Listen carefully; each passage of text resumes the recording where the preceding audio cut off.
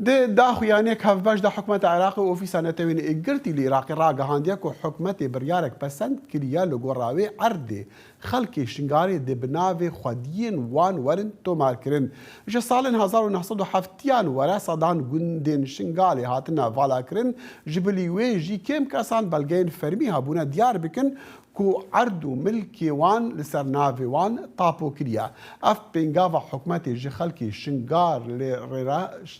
ji xelkê şingarê re ku sadan hezar ciwana ji 2014 were hêşta derbedirin çi watayê heye û erê dê bibe sedem awareyên şingalê vegerna ser milk û malên xwe. Mirza dinayî çalekvanekî şingalî û damezrêne lê mala bi hevrejiyanê li şingalê niha ji Almanya rastebxwe bimere ji bo berseva çend pisyarên me ku nerohinin li ser vê biryarê. Yanî têgeştinate ji vê biryarê re çi ye Kek Mirza؟ زۆر سپاسکار دەخیل طبعا بریار پشی 47 ساڵە یان نێزیکی 48 ساڵە لەسەر کۆچبەرکردنا ئێزیدیا دەڤەرێت خۆ خەڵکێ شنگال ژ گوندێت خۆشبەروی وەختی ساڵە 1975 ڕژێمە سەدام یان ڕژێمە بەعساوی وەختی بریارێکدا نێزیکی 322 گوندی شنگالێ خراپکردن دەهت جەمعادا کۆمکردن ئەو گوند بس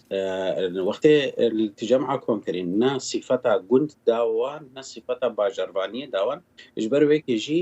ئەو خانی هەموو وەکوت لەسەر ڕەملێ ئاڤاکی نە دوکومنتێک پێ هەبوو حتا عەردێ زراعیێ وی خەلکیژی هەچیە نە ملکیە سەرفەکەڤن بوو معاملەت ئیسلاح زراعیە دوی زەمانی شوان هاتەستاندن وەکردنە وەکە عقود إيجار يكو نبنا في خلكيجي بخليه إنه فعلانا نكرن نها أو بريارة هاتيستاندن بس شوان قندات جرا إيكو صلاح في بينجي مجمعي هاتينا تشكرن قالك تشتري بشتينجي هاتينا تشكرن أو حتى هاجنا هاتي قرتن يعني يجبركو بروسيس هذا سبيكر نيش حتى نحب درسي ميرزا متخاز بزعلم يعني أف بريال جبو هنديك وفكرنا قديت خسر عدد خويا عنجي بونمونا مالت وان كومال جها صرنا في عم بيتو ماركرين نا أفدا خوازيك قال لك كيفنا يعني جروجا قلت هاتينا كوم كرن جروجا مال هاتينا خراب كرن ودوان تجمع هذا كومنا إزدياد دائما دا خوازي كري خلك شنقال دائما دا خواز كرن تاپۆ شوان ڕەبێتە کردن تاپۆ نەتهاتەکردن پشتی کەتنا ڕژێمە 2023 دا داخوازیت بەردەوامی خەلکێ شنگالێ ئەو بوو و ئەو ناف بێنە تۆمارکردن یعنی ئەس بەهۆرتکەم دو بابەتی شێک و دۆجدانە گرێدای نەگرێدای ئینۆسایدیە بێگومان ژبەر و پشتی ڕزگارکردن شنگال دەش دەستێ داعش UN هابیتات الگەل وزارەتە عەدلەیە بەغدا بروجكت هبو وكو اتيكيت وكو لصقة السر وان مالا دانين يكو كارنيكي مال ياكيا و انجامي وي بروجينها اف بريار دركه باشا من دخواز بپرسم شنگالي جي وكا دفرين دين بارزگاها نينوا حكومت بريا عراقي حكومت باسيان عردوان دابو عربان اگر وصابه او شاواج بو خودين وان فقرن نا اف نها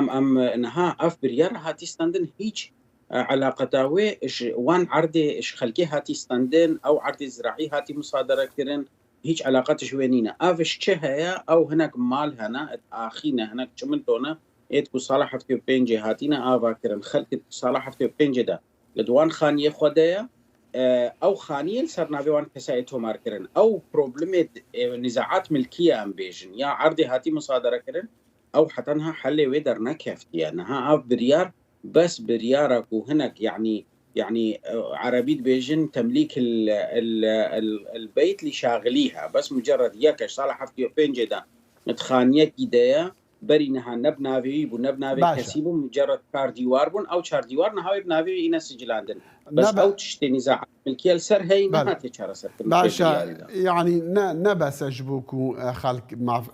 بقها ما في خو وأردوان جوان رفقر لي مرزا من تخصص بيجم يعني العراقي كيشين قالك ما ظن هذا بنمونا جداهي ما ظن السر ما ده صدو تشلا دستوري عراقي هيا ولا طيب جي او هريمين كود نفبرا حكومة هريمي وحكومة عراقي دا